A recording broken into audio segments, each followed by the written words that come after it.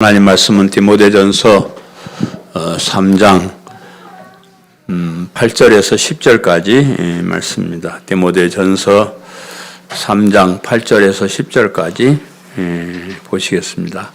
제가 봉독해 드리겠습니다. 이와 같이 집사들도 정중하고 일구이언을 하지 아니하고 술에 임박이지 아니하고 더러운 일을 탐하지 아니하고 깨끗한 양심의 믿음의 비밀을 가진 자라야 할지니 이에 이 사람들을 먼저 시험하여 보고 그 후에 책망할 것이 없으면 집사의 직분을 맡게 할 것이요. 아멘. 집사의 직분에 대해서 살펴보고 있습니다. 현대교회의 집사를 어떤 분이 농담으로 잡사다 그렇게 얘기를 하는 사람이 있었는데, 이제 교회 집사가 교회에 이러한 저런 잡다한 일을 맡아서 하기 때문에 이제 그렇게 농담으로 부르기도 했고, 또 뭐 교회에 조금만 출석하면 뭐 소리 집사라는 단서가 붙긴 하지만 웬만하면 집사로 임명을 하기 때문에 그렇게 이제 농담으로 부른 것 같습니다. 그러나 성경에서 말씀하고 있는 집사는 그렇게 시시한 일을 하는 그런 집사가 아니에요. 우리가 교회에 들어와서 교회의 일을 하는 것은 시시한 일이 없습니다. 왜냐 그러면 하나님의 일이기 때문에 우리가 하는 교회 와서 하는 일은 아무리 작아 보이는 일이라 할지라도 시시한 일은 아니다 하는 것이고요. 또 우리가 하는 일이 결국은 우리가 힘을 합해서 영원한 생명을 얻게 하는 너무나 귀한 것이죠. 그저 뭐 사람을 이 땅에서 조금 잘 살고 못 살게 하는 그런 정도가 아니고, 우리가 영원한 천국에서 영원한 생명을 가지고 하나님의 자녀로서 살게 하는 이 일에 합심해서 수정드는 그런 일이기 때문에 뭐 집사를 잡사라 그렇게 농담할 것도 아니고 굉장히 소중한 일이다 하는 것을 말씀을 드립니다. 네, 그래서 집사의 직분을 맡은 사람의 자격도 아주 엄격하게 제한을 하고 있습니다. 아무나 뭐 아무렇게나 하는 일이 아니고 자격을 갖춘 사람이 해야 되고, 또 자격을 갖춘 사람이 최선을 다해서 해야 될 그런 영광스러운 직분이 집사라는 직분입니다. 지난 시간에 우리가 살펴본 대로 집사란 정중해야 된다. 예의가 바른 사람이어야 된다 그랬고요. 일구이언을 하지 말아야 된다. 한 입으로 두 말을 하고 거짓말을 하는, 거짓증을 하는 그런 사람이 되어서는 안 되고, 술에 임박히지 않아야 된다. 술에 취하거나 중독되거나 그러지 않아야 되고, 더러운 이익을 탐내는 잘못된 방법으로 돈을 벌려고 하는 그런 일을 하지 않는 사람이어야 한다. 그렇게 우리가 지난 시간에 살펴보았습니다. 오늘은 이제 9절과 10절의 말씀을 중심으로 집사의 자격에 대해서 또 더 살펴보겠습니다. 교회의 직분이 얼마나 소중한지를 한번 생각해 보는 시간, 또 그리고 자부심을 갖는 그런 시간 되시기를 바라고요. 주의 일을 하는 뭐 집사뿐만 아니라 교회 모든 직분자, 봉사자들이 나는 위대한 일을 하고 있다는 그런 자부심을 가지고 또 그렇게 하나님의 일꾼답게 이 세상에도 바른 삶을 살려고 다짐하는 그런 시간 되시기를 간절히 바랍니다. 아멘. 오늘 첫 번째 대지는 깨끗한 양심을 가진 자다. 깨끗한 양심을 가진 사람이 집사가 되어야 된다. 그렇게 말씀하고 있습니다. 오늘 본문 9절에 깨끗한 양심의 믿음의 비밀을 가진 자라야 할지니 그랬습니다. 여기 깨끗한 양심은 우리 1장 5절에서 배운 선한 양심과 사실은 같은 말입니다. 집사는 깨끗한 양심 혹은 선한 양심을 가져야 된다. 그 말이죠. 사람마다 무엇이 선한지 무엇이 악인지를 판단하는 선악의 기준들을 다 가지고 있습니다. 선악을 알게 하는 기준, 그것을 양심이라 이렇게 말하는데, 그래서 이제 사람마다 가진 그 기준을 가지고 자기 그 양심대로 판단하고 행동하고 합니다. 그런데 문제는 그 양심이 사람마다 좀 다르다는 거예요. 그래서 무조건 양심이다 그렇게 말하지 않고 깨끗한 양심이어야 된다, 선한 양심이어야 된다. 그 양심이 있어야 되는데 그 양심이 아무 양심이나 되는 것이 아니고 깨끗한 양심 혹은 선한 양심이 되어야 된다. 이런 단서를 붙이고 있습니다. 양심의 자유라는 말 여러분 들어보셨을 거예요. 우리 대한민국 헌법에는 헌법 19조에 모든 국민은 양심의 자유를 가진다. 이렇게 이제 얘기를 합니다. 사상의 어떤 자유, 신념, 가치 판단 이런 자유를 사람마다 가질 수 있다. 이렇게 이제 얘기를 합니다. 양심은 이제 주로 양심의 자유는 주로 이제 종교의 자유를 의미하는 말이었지만은 넓은 의미에서 이제 사상이나 신념이나 가치 판단 이런 것들을 양심이라 이렇게 이제 얘기를 하고요. 그래서 그러한 양심에는 자유가 있다는 거. 사람이 어떤 종교를 선택을 하든지 어떤 가치관을 가지든지 하는 그런 어떤 사상을 가지든지 그런 어떤 자유가 모든 사람들에게는 있다. 그런 말이에요. 그래서 이제 양심의 자유가 있어야 된다 이래 버리면 하나님의 뜻을 잘 모르는 사람이 어떤 다른 양심을 가진 사람이 어떤 직분자가 될 수가 있다는 거죠. 그래서 양심이란 말 앞에는 깨끗한 또 선한 이런 것을 붙여놓고 있습니다. 오늘 본문에서 양심이라고 하는 헬라어 단어는 시네이데이서스라는 단어인데 이 말은 함께라는 말하고 보다라는 이 두 단어가 합성된 게 함께 보는 것, 똑같이 보는 거예요. 어떤 사물을 놓고 똑같은 가치관을 가지고 보는 것을 그것을 이제 양심이라고 본문에 그렇게 소개를 하고 있습니다. 내 혼자만의 생각이 아니고 공동적으로 우리 모든 사람들이 같은 가치관을 가지고 볼 수 있는 마음 그것을 양심이라 그렇게 말하는데 그래서 이제 깨끗한 양심이라는 말은 하나님께서 우리에게 주신 성경 말씀을 중심으로 그 하나님의 뜻을 함께 아는 사람이라 하는 그런 뜻이에요. 하나님을 알되 하나님의 말씀인 성경 말씀을 성경의 사상으로 무장된 사람을 깨끗한 양심을 가진 사람이다. 그런 말이에요. 우리 성도들은 여호와 우리 하나님이 우주 만물의 창조자시고 지금도 우주 만물의 주인이 되시고 지금도 우주 만물을 준행하는 인생의 모든 생사화복을 다 주관하시는 분임을 우리가 공동적으로 우리가 그래 가지고 있는 우리의 사상입니다. 그리고 언제나 하나님이 중심이고 하나님의 뜻이 우선이고 하나님께 영광을 돌리는 삶이 우리의 최고의 가치를 지닌 삶이다. 이런 생각을 우리가 같이 가진 사람들이다 하는 그런 말이에요. 그런데 이제 교회 내에는 하나님을 믿는다고 하면서도 하나님 중심이 아닌 인간 중심의 사상을 가진 사람들이 많이 들어와 있습니다. 교회에 와서 하나님을 믿는 것도 인간의 행복을 위해서 믿는 것이고 또 인간의 행복을 위해서라면 하나님의 뜻도 무시해버리는 그런 사람들도 우리 교회 안에 들어와 있습니다. 그런 사람 중심의 인본주의 사상을 가지지 않은 사람이라고 할지라도 자신의 이익 앞에서는 하나님의 뜻을 무시해버리는 그런 양심을 가진 사람들도 많이 있습니다. 그래서 선한 양심이라는 것은 자신이 손해를 보는 일이 있어도 하나님의 뜻을 최우선적으로 생각하는 사람, 그런 사람을 깨끗한 양심을 가진 사람이다 하는 거죠.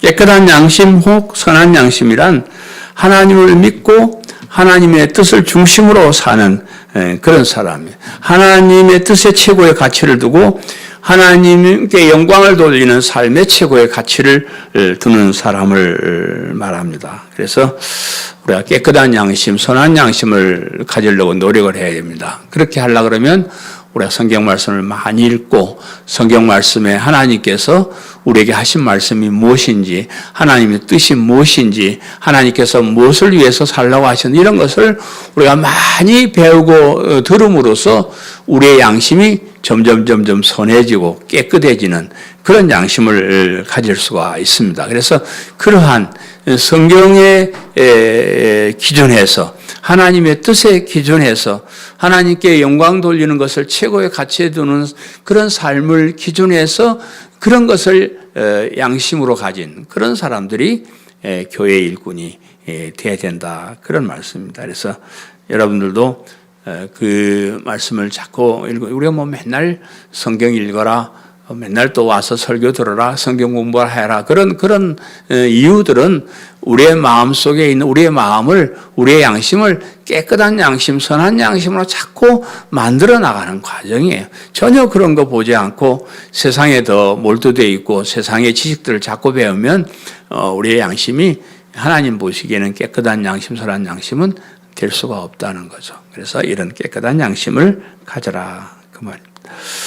다음 두 번째는 믿음의 비밀을 가진 자다. 9절 말씀을 제가 다시 한번 읽어드리면 깨끗한 양심의 믿음의 비밀을 가진 자라야 할지니 집사는 깨끗한 양심과 함께 믿음의 비밀을 가진 사람이어야 된다. 근데 믿음이라는 말은 우리가 너무 많이 들어서 잘 아는 말씀인데 그러나 이 믿음이라는 말도 각 사람이 가진 양심에 따라서 믿음이 다른 믿음이 참 많이 있어요. 깨끗한 양심, 선한 양심, 즉 하나님 뜻에 맞는 올바른 믿음을 가져야 되는데 올바른 믿음을 가지지 못한 사람도 있다 그런 말입니다. 그래서 그 바울서 신에서 말하는 믿음은 대부분 구원에 이르는 믿음을 말합니다. 예수님을 그리스도로 믿는 믿음을 말해요. 믿음이라고 할 때 그냥 믿음이라고 말하지만 그 믿음이라는 말 속에는 예수님이 그리스도가 되신다. 예수님이 그리스도가 되신다 하는 믿음. 구약 성경에는 뭐 여러 가지 믿음이 또 뭐 많이 나오지만 우리가 주로 이제 교리에 대해서 배우는 바울 서신 속에서 믿음이라고 할 때는 예수님이 하나님께서 약속하신 그 메시아, 그 그리스도가 되신다. 그것을 믿는 믿음이 구원에 이르는 믿음이고 오늘 본문에서 말하는 선한 양심에서 오는 믿음이다. 이렇게 이야기를 하는 겁니다. 그래서 예수님이 그리스도가 되심을 믿는 믿음에도 우리가 뭐 그냥 믿음 그렇게 끝나지만 그 속에는 참 많은 것들이 들어있잖아요. 여러분 내 자신이 흉악한 죄인임을 믿는 그 믿음에서부터 그런 나를 구원하시기 위해서 하나님이신 예수님께서 이 세상에 오셔서 하나님 나라를 선포하시고 우리 죄 대신 십자가에 죽으시고 부활하시고 승천하시고 하나님 보좌 우편에 앉으시고 또 그곳에 우리의 영원한 천국을 만드신 다음에 우리를 대리로 재림하실 것이고 하는 그러한 많은 사상들이 예수님이 그리스도이십니다라는 믿음 속에 들어있는 거예요. 기본적으로 들어있는 것이고 또 그 예수님을 그리스도로 믿는 믿음을 가진 사람은 죄사함을 받고 의로운 사람이 되고 하나님의 자녀가 되고 영원한 천국에서 영생복락을 누릴 수 있는 자격을 가진 사람이 된다는 그런 믿음도 거기에 포함이 되어 있습니다. 물론 이제 이런 믿음 외에도 또 성경에서 우리에게 이 땅에서 복을 주시고 뭐 그런 믿음도 우리가 많이 가져야 돼요. 뭐 그냥 예수님 믿고 그리스도를 믿고 천국만 가면 된다 이런 것보다는 이 땅에서도 우리가 좀 복된 삶을 살고 좀 더 보람되게 살고 그런 거예요. 우리 히브리서에 있는 말씀대로 하나님이 살아계신다는 것을 믿는 하나님이 살아계신다 하는 것을 믿는 그런 믿음도 굉장히 중요한 믿음의 핵심이잖아요. 그러면서도 그런 살아계신 하나님 앞에 나가는 자, 하나님 일을 하는 자 이런 사람들은 반드시 복을 주시고 상을 주시는 자임을 믿어야 할지나 하는 이런 믿음도 그 속에 포함되어 있는 것입니다. 그래서 이렇게 믿음이라는 말 속에는 여러 가지 많은 의미들이 있는데 소소한 일까지 하나님을 믿는 믿음 참 좋아요. 그 믿음이 뭐 많을수록 좋습니다. 뭐 여러 가지 이런저런 믿음도 가져보시고요. 그런 거 좋은데 그런데 반드시 그 믿음의 중심에는 예수님을 그리스도로 나의 구주로 믿는 이 믿음이 핵심이 되어야 된다. 다른 믿음이 아무리 많이 있어도 그것을 믿는 믿음이 없으면 아무 소용이 없는 믿음이야. 뭐 복 받는 믿음, 여러 가지 믿음, 그거 뭐 이 땅에서 잘해서 잘 먹고 잘 살아보면 뭐 하겠어요? 우리에게 영원한 생명을 얻게 하는, 구원을 얻게 하는 이 예수님이 그리스도가 되는 믿음을 가지지 못한 사람은 그건 별 의미가 없습니다. 그래서 이 세상에서 많은 것을 얻는 그런 것 때문에 영원한 생명을 놓치는 거, 이게 참 억울한 일이에요. 제가 우리 교회에서 여러분에게 뭐 해서 복 받으시오, 뭐 해서 잘해서 상 받으시오, 이런 얘기보다는 구원에 이르는 믿음에 대해서 많이 강조를 하는 것은 이 세상의 행복에 이르는 그런 믿음을 너무 많이 집착하다 보면 꼭 필요한 영원한 생명에 이르는 믿음을 잊어버릴 수가 있어요. 그것을 무시할 수가 있습니다. 그러면 신앙생활하는 거 아무 소용이 없습니다. 반드시 구원의 예수님, 그리스도가 되심을 믿는 이 믿음을 우리가 반드시 가져야 된다 하는 거예요. 이 믿음에는 비밀이라는 말이 붙어 있죠. 비밀이라는 말. 믿음의 비밀을 가진 자라 이랬는데, 이 비밀은 미스테리한 비밀이라는, 시크릿이 아니고 미스테리한 비밀이라는 그런 뜻입니다. 모든 사람이 알 수 있도록 공개된 비밀이지만 이상하게 특별한 사람만 그 뜻을 아는 그런 비밀이, 그런 신비한 비밀이 믿음 속에 들어있더라 하는 겁니다. 그래서 바울은 그가 전하는 복음을 복음의 비밀이라 이렇게 얘기를 해요. 우리가 배운 에베소서 6장 19절에 또 나를 위하여 구할 것은 내게 말씀을 주사 나로 입을 열어 복음의 비밀을 담대히 알리게 하옵소서 할 것이니, 복음의 비밀을 담대히 전할 수 있도록 나를 위해서 기도해 주세요. 이렇게 이제 바울이 이 얘기를 했습니다. 사실 복음에는 비밀이 없습니다. 복음 안에 감춰진 게 없어요. 사람들이 알아야 할 복음에 관한 것은 너무 간단하기 때문에 있는 그대로요. 그 속에 무슨 우리가 알 수 없는 이상한 비밀이 있거나 그런 거 아니에요. 모든 사람들이 다 알 수 있도록 공개된 그런 믿음인데, 그런데 그것을 신비한 비밀이라고 하는 이유는 그 복음을 듣고 믿음을 가지는 사람도 있고 믿음을 가지지 못하는 사람도 있더라, 그런 말이에요. 똑같이 복음을 들었는데 이상하게 어떤 사람은 그 복음을 듣고 예수님을 그리스도로 믿는데 어떤 사람은 그렇지 못하더라 하는 거예요.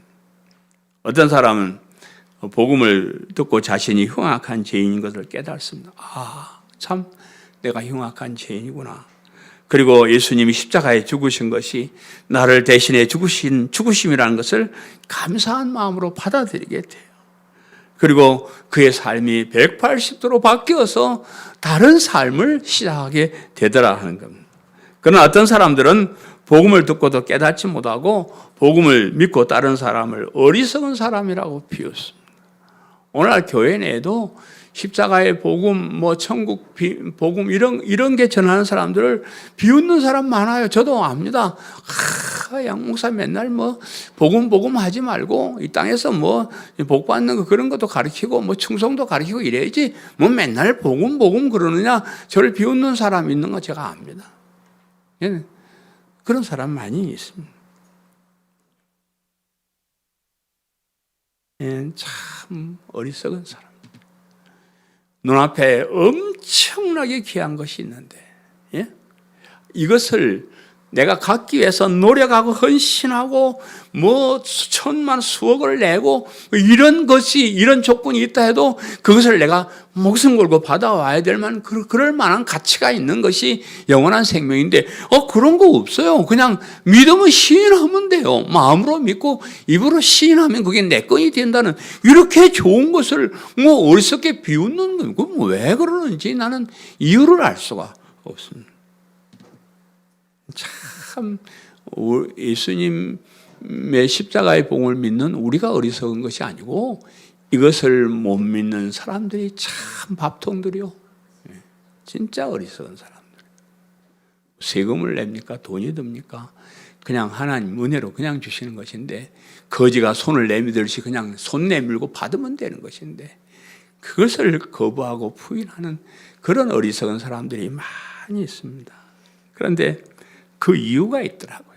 그 이유는 복음을 듣는 사람들 중에는 두 부류의 사람이 있어요. 한 부류는 하나님께서 창세전에 선택하신 사람. 하나님께서 우리가 태어나기도 전에 얘가 태어나면 예수님을 믿고 구원을 받게 될 하나님의 백성으로 선택되고 예정되어 있는 사람이 있다 그랬어요. 성경에 그렇게 기록되어 있습니다. 그러나 또 한 부류의 사람은 하나님께서 버린 사람들, 내버려둔 사람들, 죄에 빠져서 죽고 지옥 멸망받도록 내버려둔 그런 사람들이 있습니다. 이 사람들은 사탄의 종이요, 사탄의 사주를 받기 때문에 아무리 좋은 복음을 들어도 그 복음이 가슴에 올 수 없도록 사탄이 방해를 하기 때문에 그 복음을 알아듣지를 못한, 아무리 기쁜 소식을 들어도 그것을 내 것으로 받아들이지 못하는 그런 부류의 사람들이 있다 하는 겁니다. 그래서 참 저는 장로교 목사라서 선택의 교리를 중요하게 여긴다 그렇게 생각할지 모르겠지만, 제가 성경을 강해 설교하고 깊이 연구한 사람으로서 이 선택 교리는 성경의 핵심이에요. 그래서 하나님이 어째 나를 선택했을까? 참 너무 감사한 일이야. 너무 감사해. 자다가 일어나도 감사해. 하나님이 나같이 못난 것을 창세 전에, 우리가 태어나기도 전에 저것은 내 것, 저것은 나의 자녀, 저것은 하나님의 백성 이렇게 정했다는 거예요. 이 사실을 우리가 알고 난 다음에 너무 감사해요.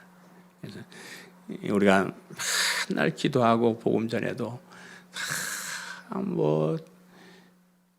교회에 못 오는 사람 참 있어요. 안타까운 사람들이에요. 하나님의 선택을 받지 못한 그 사람이 우리가 선택받았는지 못 받았는지 몰라서 그냥 끝까지 우리가 늘 가서 전도하고 기도하지만은 못 오는 사람은 못 오게 이렇게 정해져 있다.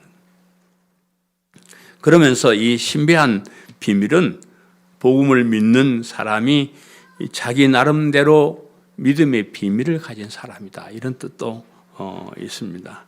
예수님을 믿게 된 것이 믿게 된 어떤 신비한 체험들을 우리가 다 가지고 있다. 그러면 그냥 멋모르고 교회에 나오는 것이 아니고 복음을 듣고 교회에 오고 싶은 마음이 생겨지는 그런 계기가 있다는 거예요.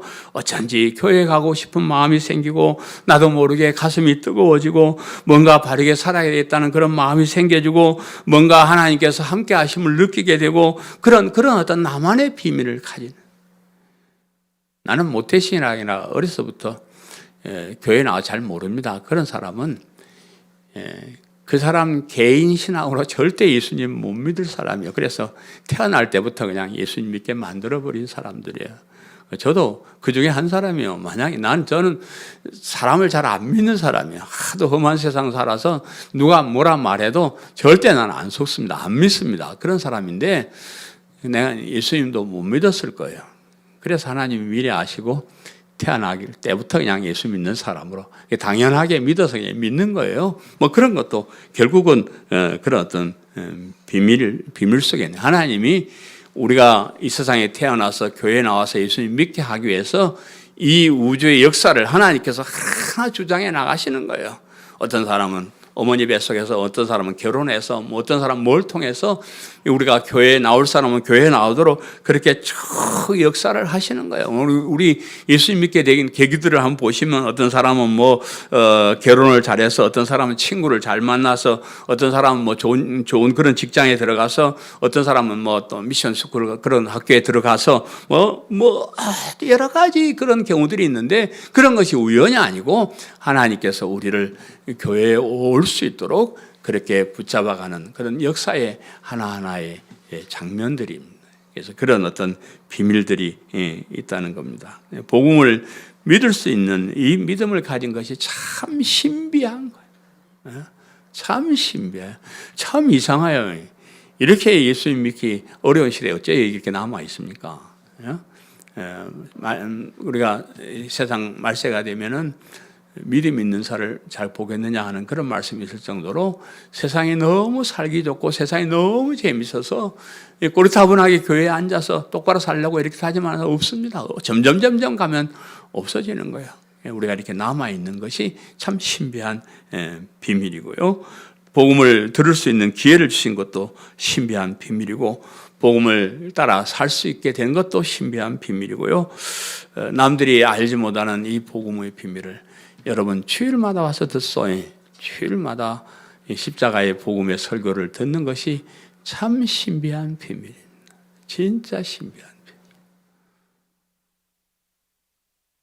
난 이런 교회 다녀본 적이 없습니다.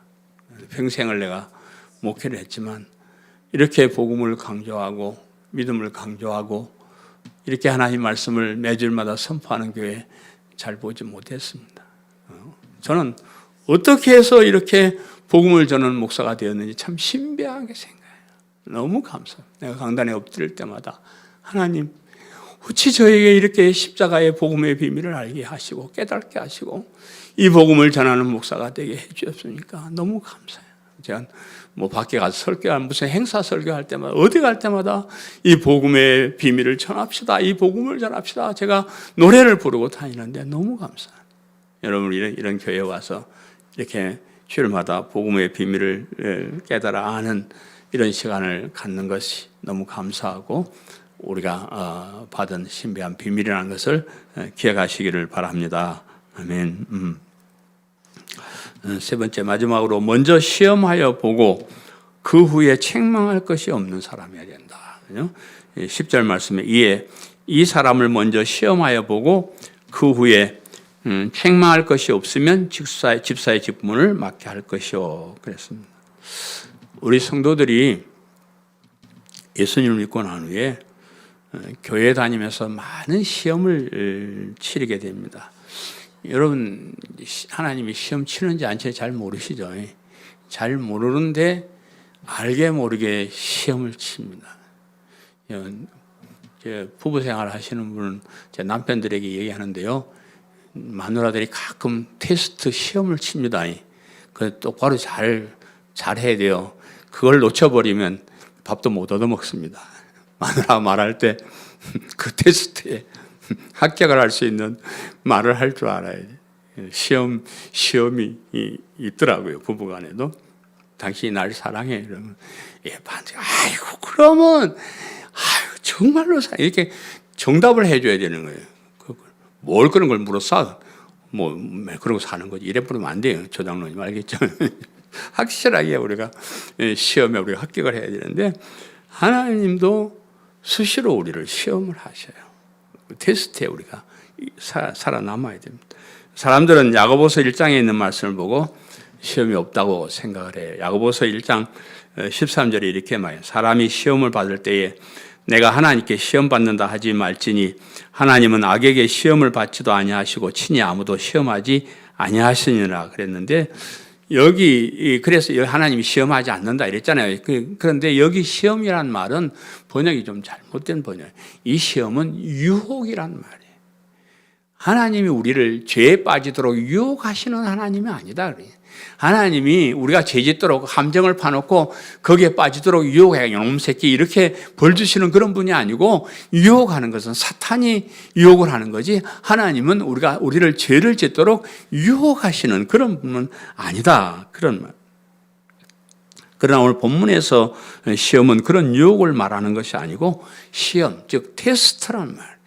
테스트를 한다 하는 그런 뜻입니다. 믿음이 어떤 수준에 이르렀는가를 테스트한다 그 말. 우리가 신앙생활 할 때 중간중간 이런 테스트가 있습니다. 이 테스트는 이 시험은 시련이란 말하고도 같이 써요. 그래서 시련이란 말도 같이 쓰면 시련도 함께 오는 시험이 있습니다. 교회에 나오지 못하도록 시련을 주고 그 시련을 우리가 이겨야만 믿음을 인정해 주시고 더 큰 믿음을 주시고 더 큰 일을 맡기시는 그런 시험이 있습니다.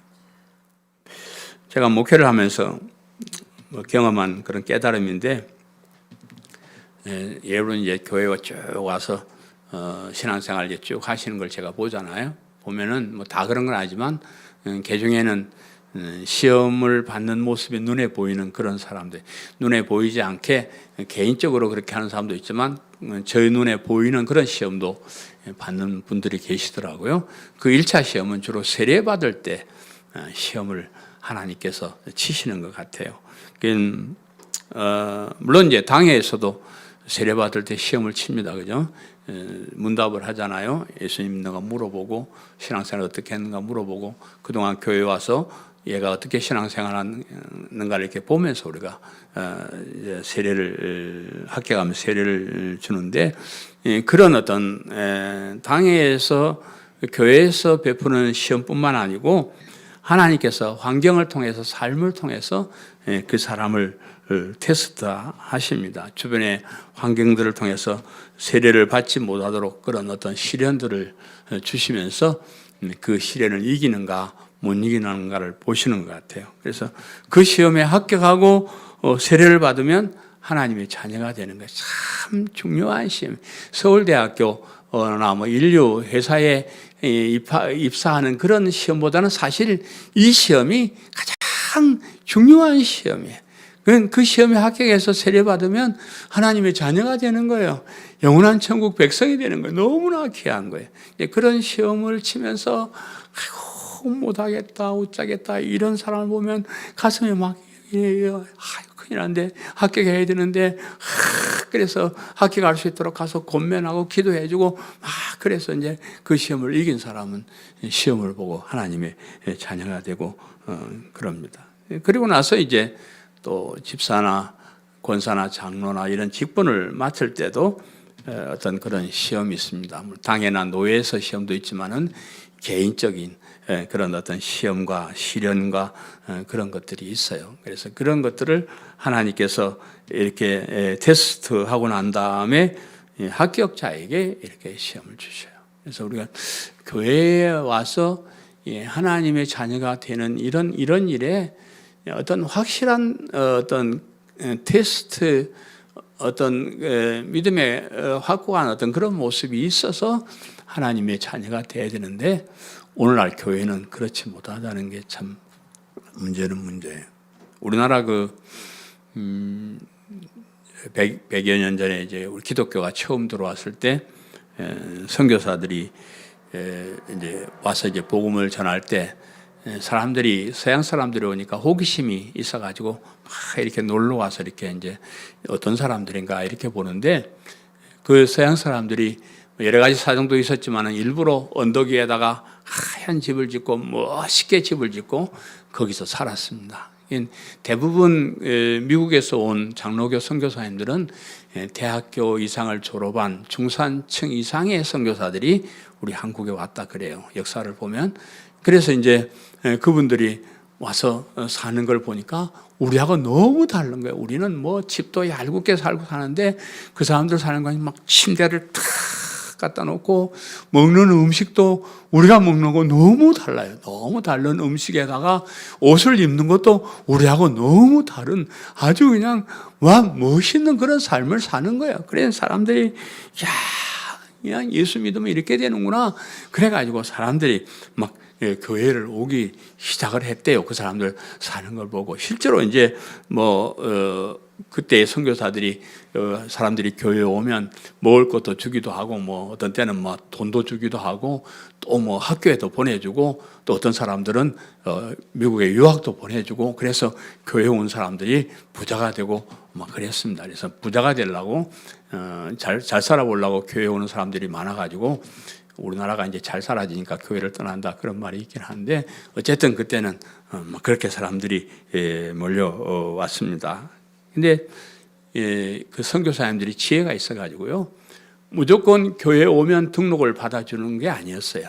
등록을 받아주지 않고 한 1년 동안 신앙생활 하는 거 보면서 1년 동안 테스트를 하고 거기에 합격한 사람들을 이제 등록을 받아줬다 그럽니다. 그래서 1년 동안 교회 오는데 그냥 교회 오는 것이 아니고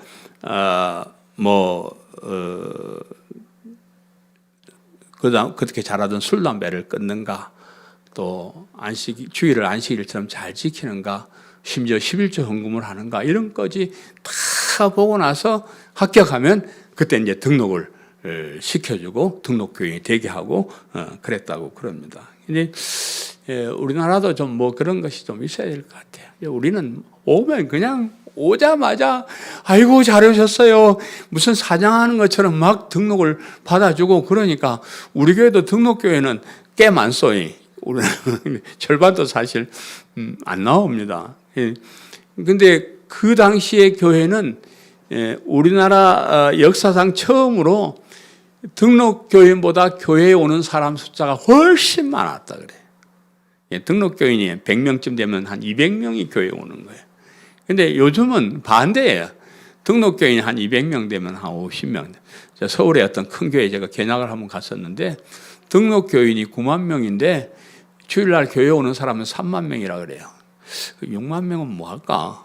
이 사람들이 등록하고 안 오는 사람인지 아니면 뭐 한 주 건너뛰고 오는 사람인지 그건 잘 몰라도 등록교인 9만 명에 예배 드리는 것은 3만 명. 그럴 정도로 등록교인이 많이 있습니다. 그래서 교회가 좀 교인들이 사람들이 일단 교회 오는 것이 감사하고 또 잘 양육해서 하나님의 자녀 삼으려고 뭐 그런 노력은 제가 무시하는 건 아닌데 교회도 어떤 자격이 있는가를 잘 보고 하나님의 자녀로 선포하는 건데 좀 그런 일에 좀 그 노력을 해야 되지 않겠는가. 정말로 그리스도인이 정말로 알곡이 교회에 들어와서 하나님의 자녀답게 살도록 하는 그런 교회가 되어야 된다. 오늘날은 교회 안에 알곡보다 가라지가 많은 세상이라 이렇게 말하는 사람도 있어요. 그래서 목사님들의 설교가 알곡을 키우는 설교를 해야 되는데 가라지를 향해서 설교를 해요. 그래서 교회 안에 가라지만 많이 풍성하게 자라고 알곡은 밥을 못 먹어서 아주 말라 죽는 거예요. 그래서 오늘날 교회가 뭐 다 그렇지는 않겠지만 정말로 진리의 말씀을 듣지 못하는 그런 알곡들은 많이 없어지고 하나님의 자녀도 아닌 가라지들이 하나님 자녀 행세를 하고 있기 때문에 세상 사람들에게 욕먹는 짓도 많이 하고 그렇게 교회가 이상한 교회가 되어버려요. 우리가 교회에 딱 들어오면 예수님이 기자가면 우리 신분이 확 바뀌어져 가지고요 엄청나게 달라야 됩니다. 우리는 세상 사람들이 아니에요. 우리는 하나님의 자녀라는 그런 어떤 자부심도 있어야 되고요. 그래서 똑바르게 깨끗한 삶을 살아야 되고요. 하나님 자녀답게 그렇게 좀 남들 보면 표가 나요. 제가 지금도 어디에 나가면 사람들이 나보고 예수 믿으십시오 하고 전도지를 줘요. 그때마다 집에 와서 제가 회개를 합니다. 내가 얼마나 예수 믿는 사람처럼 안 생겼으면 아직도 나를 전도하냐. 밖에 나가면 얼굴만 쳐도 아유 교회 다니시는 분이네요. 이렇게 할 정도로 우리의 삶이 달라져야 된다. 우리 교회 장로님들이나 또 우리 장립집사님들을 그냥 안수한 거 아니에요. 다 여러 가지 뭐 당연한 노예 시험을 거치기도 하지만 하나님께서의 어떤 그런 삶을 통해서 테스트도 다 하시는 거예요. 우리 교회 장로님들은 그래도 우리 교회 등록하고 20년 이상 되신 분들, 우리 장립집사님들도 10년 이상 되신 그런 분들. 그래서 참 여러분 아시다시피 뜨내기로 와가지고 몇 년 다니고 장로 되고 집사 되고 그런 사람 없잖아요. 다 우리 교회에서 오랫동안 신앙생활 하신 분들이 이렇게 하잖아요. 그래서 교회를 다니다 보면 많은 시험들을 받습니다. 시험들이 시원찮은 얄궂은 것도 있고 목사 설교가 어떤 날 좀 잘못해가지고 그런 시험도 받고 말 한마디 잘못해 시험도 받고 또 어떤 시련도 우리가 살아가면서 시련도 많이 받고요. 또 사탄의 유혹들도 많이 있습니다. 그런데도 불구하고 10년, 20년을 한 교회에 쭉 이렇게 출석한다는 것은 대단한 일입니다. 그것 자체만 가지고도 하나님의 시험을 통과했다는 그런 생각을 제가 가져지는 거예요. 그래서 우리 교회 일꾼들은 제가 어느 날 갑자기 세우는 것 같지만 그렇지가 않습니다. 다 하나님의 테스트를 거치고 시련을 거치고 그렇게 해서 목사가 되고 장로가 되고 권사가 되고 집사가 되고 또 교사가 되고 세례교인이 되고 다 그렇게 했습니다. 그래서 어떤 그런 자부심을 가지시기를 바라요. 우리는 시험에 합격한 사람, 시련을 이긴 사람, 정말로 하나님의 자녀로 성장해 나가는 그런 사람이라는 자부심을 가지시기를 바라고요. 우리가 주의 일을 할 때 어떤 한 가지를 하더라도 그런 자부심을 가지고 최선을 다해서 하시는 그런 성도님들 다 되시기를 간절히 바랍니다. 아멘. 사랑하는 성도 여러분, 집사의 자격을 통해서 교회 직분자들이 누구이며 어떤 자격을 갖춰야 되는 것을 살펴보고 있습니다. 교회 직분자는 봉사하는 직분이다 그랬고요. 하나님의 교회에서 하나님의 일을 하는 귀한 직분이고, 그런 귀한 직분을 맡은 자는 거기에 걸맞는 자격을 갖춘 사람이다 하는 것을 우리가 살펴보고 있습니다. 정중하고 일구이연을 하지 아니하고 술에 임박이지 아니하고 더러운 일을 탐하지 않는 그런 사람이 집사의 자격이 있다는 것을 생각하시고, 오늘 말씀대로 깨끗한 양심에 믿음의 비밀을 가진 사람, 우리가 다 시험을 받고 그 테스트에 합격한 사람, 이러한 자부심을 가지고 우리 강성교회 성도된 것에 대해서, 일꾼에 대해서 자부심을 가지고 끝까지 승리하고 충성하시는 직분자들, 성도님들 되시기를 간절히 바랍니다.